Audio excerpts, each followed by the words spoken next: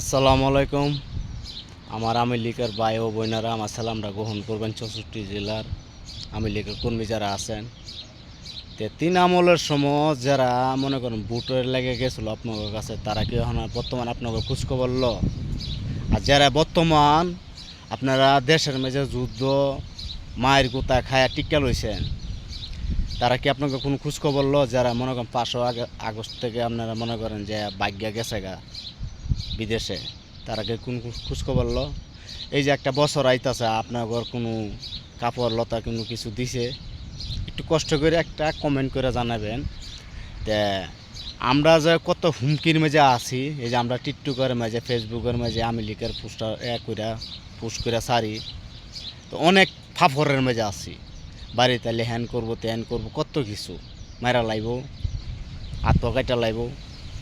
তারপরও আমরা প্রকৃতভাবে আওয়ামী লীগ করি দলের ভালোবাসা।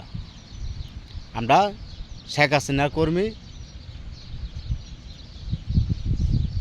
শেখ মুজিবুরের কর্মী। একটা কথা হলো কি, এই যে অত কিছু হয়ে গেল, এই ফোন তো কোনো নেতা, কোনো বড় বড় এমপি মন্ত্রী কোনো খোঁজখবর লইছে? তারা তো ঠিকই মনে করেন যে লাজত্বভাবে চলাফেরা করতেছে। আর দেশের মানুষ যে হাহাকার করতেছে, আওয়ামী লীগের কর্মী যারা বাড়িঘর হাঙ্গামাস কত কিছু মাইরা লাইতেছে, গুঙ্গুরে লাইতেছে, বাড়িঘর ফুরা লাইতেছে, ভাঙ্গা লাইতেছে, একটা ঈদ যাইতেছে, একটা চান যাইতেছে, কয়জনে খোঁজখবরটা লইছে? আতাইগে দেখবেন বাংলাদেশের নাগরিক যারা বর্তমান টিকে আছে আওয়ামী লীগের কর্মীগুলো, তারই কিন্তু খোঁজখবর লইতেছে। আর যারা এমপি মন্ত্রী, তারা কিন্তু কোনো যুগ বর্তমানে যারা টিকটকের লাইনের মধ্যে আছে, তাগুলোকে কোনো কালেকশনই করতেছে না। কি কারণে?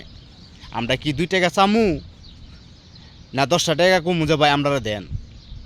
আমরা প্রকৃতভাবে আওয়ামী লীগ, আমরা আওয়ামী লীগের কর্মী। তো একটা কথা বলি,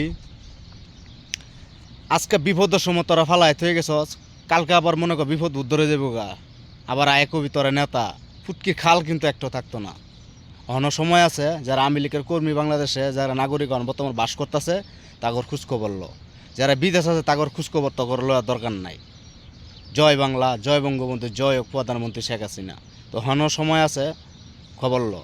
আর নাহলে পরবর্তী আবার আয় নেক্সট টাইমে বলবি যে আমরা নেতা, ফুটকির খাল কিন্তু একটাও থাকতো না। কথাটা নলজা লাহিস।